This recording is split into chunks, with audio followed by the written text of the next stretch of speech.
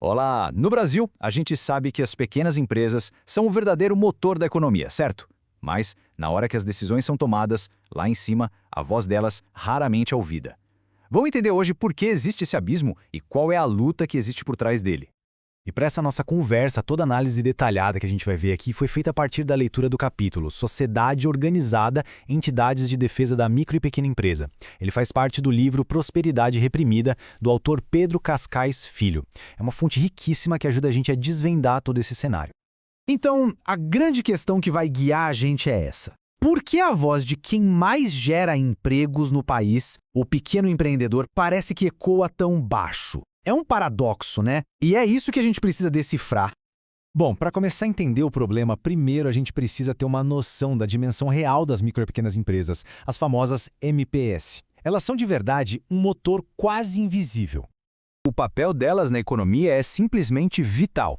Pensa só, são as MPS que criam a esmagadora maioria dos empregos. Elas ajudam a distribuir melhor a renda pelo país, evitando que a riqueza fique super concentrada.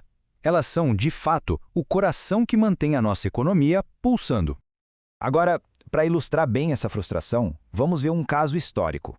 É a história de uma campanha que, olha, tinha tudo para dar certo, mas que acabou mostrando o tamanho do desafio que o setor enfrenta. E para entender essa história, a gente precisa conhecer a Conamp. A Conamp foi basicamente a primeira grande tentativa de criar uma voz nacional, uma voz unificada, para defender os interesses de todas essas pequenas empresas espalhadas pelo Brasil.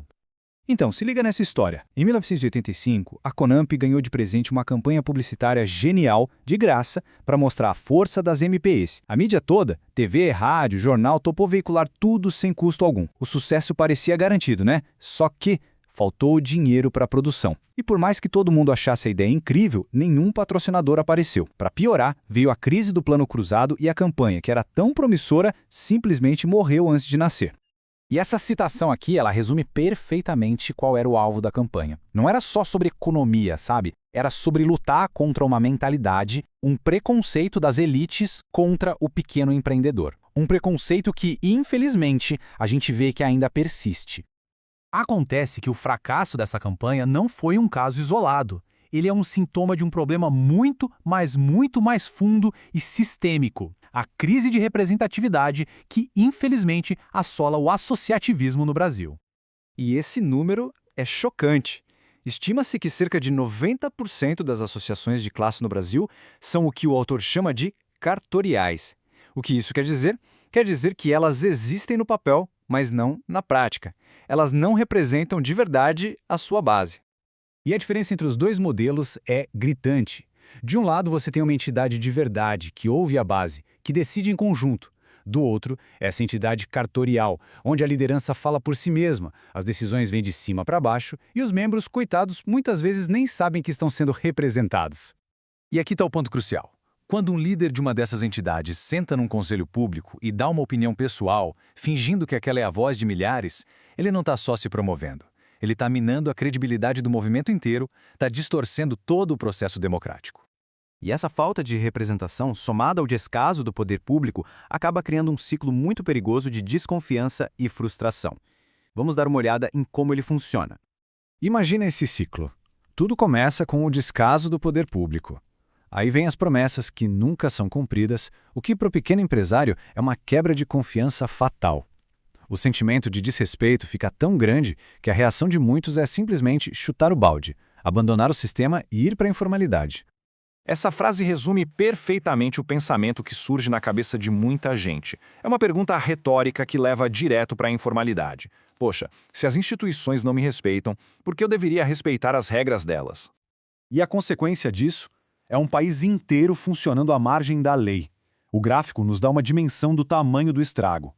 A gente está falando de cerca de 10 milhões de microempresas informais e até 50 milhões de trabalhadores sem registro. Tudo isso alimentado por esse ciclo de desconfiança. Mas então, qual é a saída? O autor não aponta só os problemas, não. Ele também oferece um caminho para a solução que é baseado numa reconstrução fundamental dessas relações. A solução, segundo o autor, passa por reconstruir essa relação em cima de 3 pilares. Primeiro, o governo precisa respeitar as entidades como parceiras de verdade. Segundo, a confiança tem que ser mútua. E terceiro, a transparência tem que ser a regra do jogo, não a exceção. O ponto final é o seguinte: uma sociedade civil organizada e respeitada não é uma ameaça para o governo. Muito pelo contrário, ela pode se tornar uma aliada poderosa, ajudando a implementar políticas públicas, até as mais difíceis, como as de arrecadação. Tudo depende de como essa relação é construída. E essa busca por união, por respeito, não é só teoria, não. Foi exatamente dessa necessidade que nasceu um movimento fundamental na prática, a Simpevi, que hoje a gente conhece como Ampé. A história deles é a materialização de toda essa luta que a gente acabou de discutir. E para quem quiser conhecer a fundo a criação desse movimento onde nasceu a Simpevi, que hoje é a AMP, fica aqui o convite para conferir as outras análises desta série. Se este conteúdo foi útil, compartilhe. Ajuda a fazer com que mais gente conheça essa história tão importante. Para ter acesso a todos os materiais e, claro, continuar essa conversa, o convite está feito. É só acessar o site empreendedorismoempauta.com.br. Acesse lá e participe do debate.